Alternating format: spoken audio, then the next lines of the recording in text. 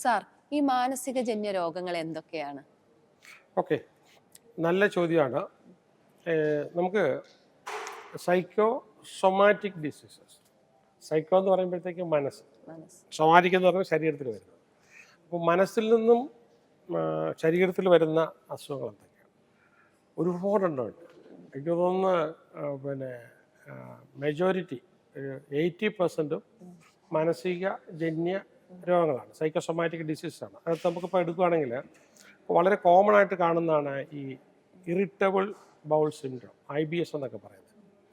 അതല്ലെങ്കിൽ ഒരു chronic fatigue വരും, ഭയങ്കര ക്ഷീണം തോന്നിക്കുക, ഈ ടെൻഷൻ ഹെഡേക്ക്, അല്ലെങ്കിൽ മൈഗ്രെയിൻ, അതല്ലെങ്കിൽ പെപ്റ്റിക് അൾസേഴ്സ് വരിക. ഇതൊക്കെ ഇതിൻ്റെതാണ്. ഒരു ഹൈപ്പർ ടെൻഷൻ, ആസ്മ, അതല്ലെങ്കിൽ ഡെർമൈറ്റിസ്, അല്ലെങ്കിൽ ഒരു എക്സിമ വരിക, സോറിയാസിസ് വരിക, അതല്ലെങ്കിൽ ഒരു ക്രോണിക് പെയിൻ സിൻഡ്രോം. ഇതൊക്കെ നമുക്ക് എന്തെങ്കിലും കോസ് കൊണ്ട് നമുക്കൊരു പാറ്റേൺ ഉണ്ടായിട്ട് ആ പാറ്റേണിൽ നിന്നും നമ്മുടെ എന്താണ് സൈക്കോളജിക്കൽ ലെവലിൽ വന്നിട്ട് അതിൻ്റെ റിയാക്ഷനായിട്ടോ റെസ്പോൺസായിട്ടോ ബോഡിയിൽ വരുന്നതാണ്.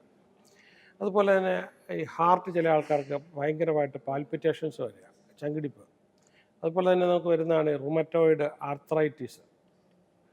അതുപോലെ മറ്റൊരിതാണ് നമുക്ക് ഈ ഗ്യാസ്ട്രോ ഇൻഡസ്റ്റൈനൽ റിഫ്ലക്സ് ഡിസീസസ്. പിന്നെ ചെസ്റ്റ് പെയിൻസ് പലർക്കും വരാറുണ്ട്, ഒരു നോൺ കാർഡിയാക് ചെസ്റ്റ് പെയിൻ വരാറുണ്ട്. ഇതൊരു എന്താണ് ഈ മാനസികജന്യ അസുഖങ്ങളുടെ ഇതാണ്. പിന്നെ നമുക്കൊരു ചില ജോയിൻറ്റ് ഡിസോർഡേഴ്സ്, ഇല്ലെങ്കിൽ നമുക്ക് സെക്ഷൽ ഡിസ്ഫങ്ഷൻ, ഈ പറഞ്ഞ 90% ഈ മാനസികജന്യമാണ്. പിന്നെ ഡയബറ്റീസ്, ടൈപ്പ് 2 ഡയബറ്റീസ് വരുന്നത്.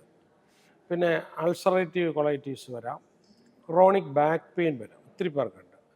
ഒബേസിറ്റി ലിങ്ക്ഡ്, പ്രധാനമായിട്ട് ഇമോഷണൽ ഈറ്റിങ്ങുമായിട്ടൊക്കെ ബന്ധപ്പെട്ടിട്ട് വരുന്നതാണ്. പിന്നെ ഈ ഹൈപ്പർ വെന്റിലേഷൻ സിൻഡ്രോം വരാം, ക്രോണിക് കഫ് വരാം, ഇല്ലെങ്കിൽ ക്രോണിക് പെൽവിക് പെയിൻ ഹിപ്പിലൊക്കെ ആയിട്ട്, ക്രോണിക് ഇൻഡൈജഷൻ വളരെ റെഗുലറായിട്ട് വരും, മസിൽ ടെൻഷൻ വരാം.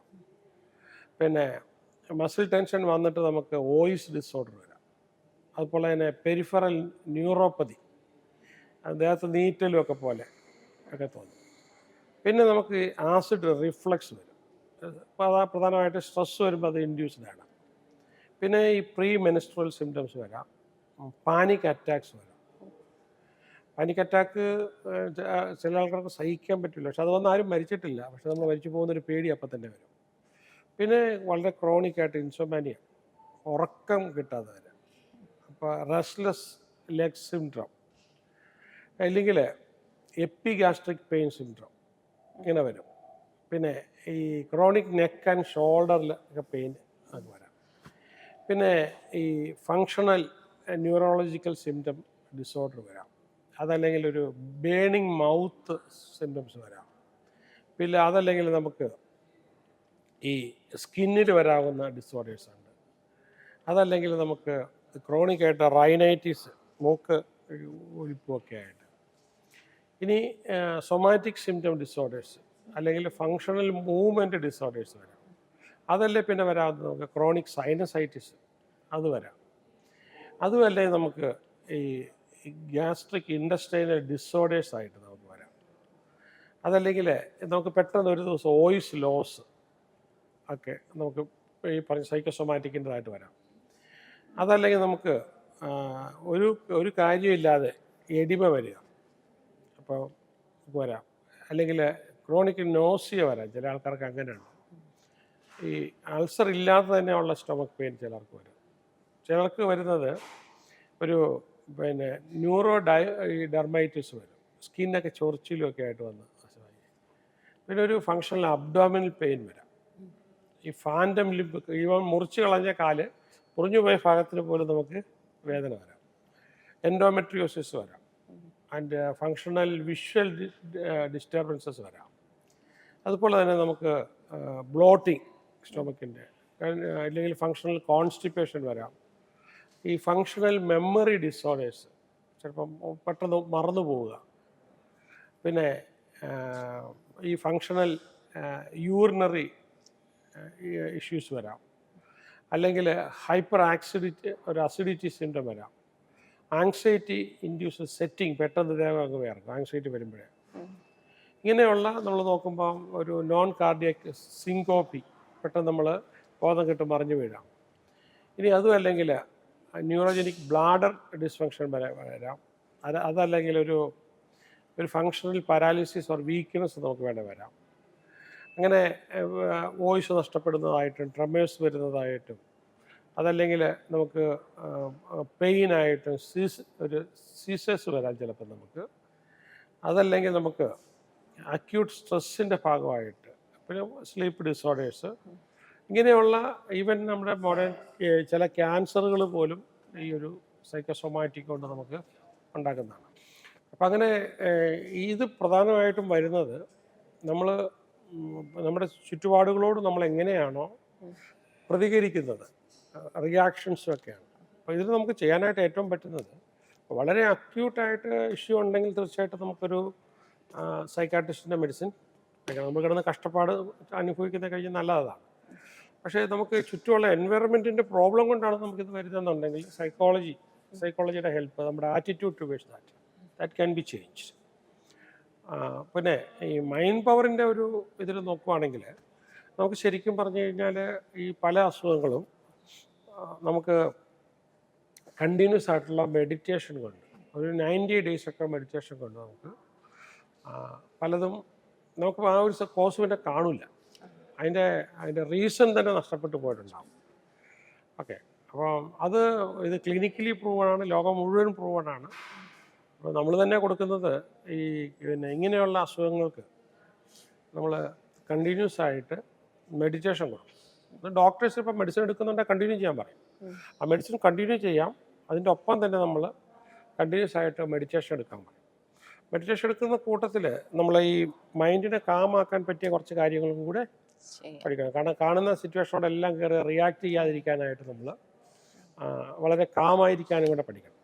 അപ്പോൾ അങ്ങനെ നമ്മൾ കാമായിരിക്കാനും, പിന്നെ നമുക്ക് ഈ ഒരു ഇത് വരാതിരിക്കാനുള്ള മെഡിറ്റേഷൻ രീതികളും, പിന്നെ സ്ട്രെസ്സ് നമ്മൾ റിലീസ് ചെയ്യുന്നതിന് പറ്റിയ ഒരുപാട് മെത്തേഡുകളുണ്ട്. പിന്നെ ഫുഡ്, അപ്പം നമ്മൾ കോഴിക്കോട് സെൻട്രലാണെങ്കിൽ നമ്മൾ അവിടെ ഫുഡിൻ്റെ എക്സ്പേർട്ടും ഉണ്ട്, ഡയറ്റീഷ്യനുണ്ട്. അപ്പോൾ ഡയറ്റ് വളരെ നന്നായിട്ട് ക്രമപ്പെടുത്തും.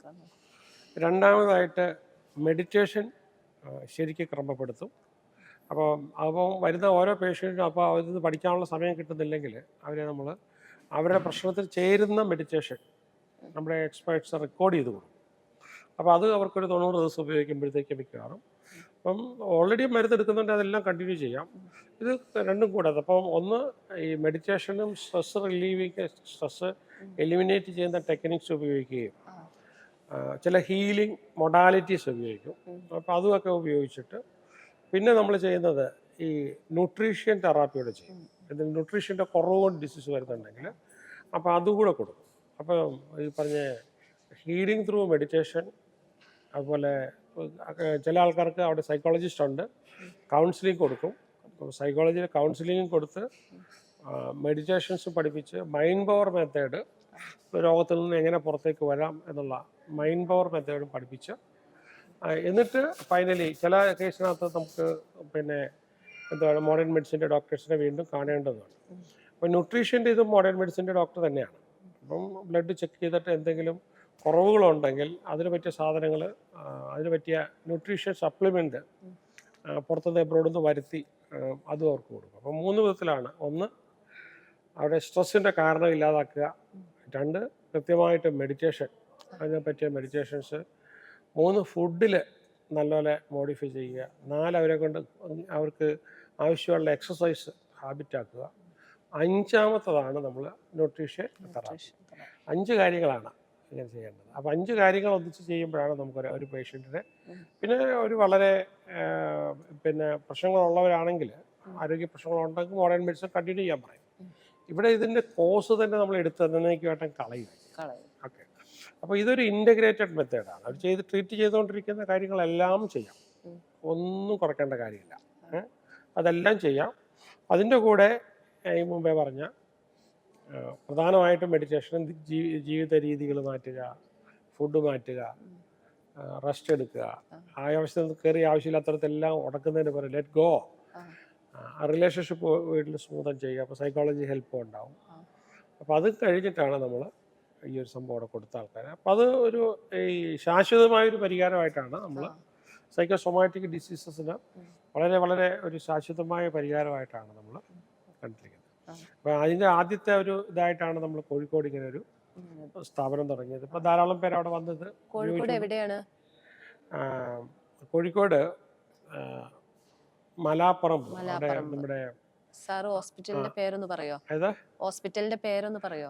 മെറ്റാജൻ എന്നാണ് എൻ്റെ പേര്. ആളുകൾക്ക് ഒരുപാട് ഉപകാരപ്പെടും. അതെ അതെ. ഈ ആക്സിസ് ബാങ്ക് ഒക്കെ ഇരിക്കുന്നത് നേരെ മുകളിൽ, ആ ബിൽഡിങ്ങിന് നേരെ മുകളിൽ, ആ ഫ്ലോർ മുഴുവനും ഇതിൻ്റെയാണ്. അവിടെ നമുക്ക് പകൽ സമയം മുഴുവനും ഈ പറഞ്ഞ മോഡേൺ മെഡിസിൻ ഡോക്ടറുണ്ട്, നേഴ്സുണ്ട്, ഞാൻ സാറിനോട് ഒരു ചോദ്യം കൂടി ചോദിച്ചോട്ടെ. ഇപ്പൊ ഇതുപോലെ ഒരു മാനസികജന്യ രോഗങ്ങൾ വന്നു കഴിഞ്ഞാൽ നമ്മൾ ആദ്യം കൗൺസിലിങ്ങിന് പോണോ അല്ലെങ്കിൽ സൈക്യാട്രീനെ കാണിക്കണോ? അല്ല, ഇതിപ്പം ഇവിടെയാണ് വരുന്നതെന്നുണ്ടെങ്കിൽ നമുക്ക് പിന്നെ മാനസികജന്യ അസുഖമാണെന്ന് നമുക്ക് ബോധ്യപ്പെട്ട് കഴിഞ്ഞാൽ അതിനുള്ള കൗൺസിലിംഗും എല്ലാം അവിടെ തന്നെ ഉണ്ട്. എല്ലാ കൗൺസിലിംഗും അവിടെ തന്നെ ഉണ്ട്. പിന്നെ ബ്ലഡ് ചെക്ക് ചെയ്യാനുള്ള സംവിധാനങ്ങളുണ്ട്. ഹോർമോൺ വേരിയേഷൻ അതെല്ലാം ചെക്ക് ചെയ്ത് ഉറപ്പ് വരുത്തിയതിനു ശേഷം, അപ്പം ന്യൂട്രീഷൻ ഡിഫിഷ്യൻസി ആണെങ്കിലോ പോരായ്മയാണെങ്കിലോ അത് നോക്കണം.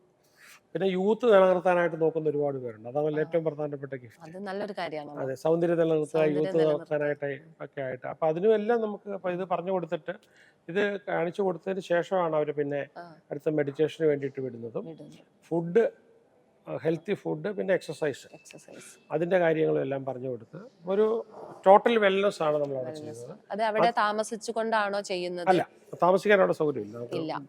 ഡെയിലി വന്നിട്ട് പോകുന്നത്. മറ്റുള്ള ഹോസ്പിറ്റലുമായിട്ടുള്ള വ്യത്യാസം, മറ്റുള്ള ഹോസ്പിറ്റലിൽ നമുക്ക് രോഗം ഉണ്ടെങ്കിൽ മെഡിക്കൽ ഡോക്ടറെ കണ്ട് മരുന്ന് വാങ്ങിക്കാനാണ് പോകുന്നത്. ഇവിടെ ആ ഒരു ഇതല്ല. മെഡിസിനും കാര്യങ്ങളൊക്കെ അവിടെ തന്നെയാണോ കൊടുക്കുന്നത്? എല്ലാം അവിടെ തന്നെയാണ് കൊടുക്കുന്നത്. അവിടെ ഈ പറഞ്ഞതുപോലെ ചികിത്സിക്കാൻ എന്ന് പറഞ്ഞു കഴിഞ്ഞാൽ ന്യൂട്രീഷൻ മെഡിസിൻ അത് കൊടുത്ത് ന്യൂട്രീഷൻ തെറാപ്പി ചെയ്യുന്നുണ്ട്. അതിൻ്റെ കൂടെ ബാക്കി ഈ ഒരു കാര്യങ്ങൾ ചെയ്യും. പിന്നെ അവർക്ക് അതിനകത്ത് നമുക്ക് തോന്നുവാണ് സൈക്കാട്രിക് ഹെൽപ്പ് കൂടെ വേണമെന്നുണ്ടെങ്കിൽ, അപ്പോൾ അതിന് നമുക്ക് തന്നെ കണക്ഷനും ഉണ്ട്. ചിലപ്പോൾ ഇങ്ങോട്ട് ഡോക്ടർമാർ വരുന്ന ചില ദിവസങ്ങളിലൂടെ ഉണ്ടാവും. അപ്പോൾ അന്നേരം നമ്മുടെ ഈ ആൾക്കാർ കാണണമെന്നുണ്ടെങ്കിൽ അതും ആ വിസിറ്റും കൂടെ നമ്മൾ ശരിപ്പെടുത്തിക്കൊണ്ടാണ് ഇരിക്കുന്നത്. അത് വേറെ പലതുണ്ട്. സെക്സ് തെറാപ്പിയും, പിന്നെ ഈ പറഞ്ഞതുപോലെ മാരേജ് മീഡിയേഷനും, അങ്ങനെ കുറേ സർവീസ്, ബാസ്കറ്റ്ഫുൾ സർവീസസ് വേറെയുണ്ട്. പ്രായമായിട്ട് ഉപയോഗിക്കുന്ന ആൾക്കാർക്ക് ഉപയോഗിക്കേണ്ടത്, വീടിനകത്ത് ഉപയോഗിക്കേണ്ട, പിന്നെ എന്താ ജീവിത രീതി കുറച്ചുകൂടെ മെച്ചപ്പെടുത്തി ഉപയോഗിക്കാമെന്നുള്ള ഇൻസ്ട്രുമെന്റ്സും ടൂൾസും അങ്ങനത്തെ എല്ലാ സാധനങ്ങളും ഉണ്ട് അവിടെ. എനിക്കൊന്ന് വിസിറ്റ് ചെയ്ത് നോക്കാം. ഓക്കെ, ശരി സാർ. ഈ അറിവ് തന്നതിന് നന്ദി. Thank you.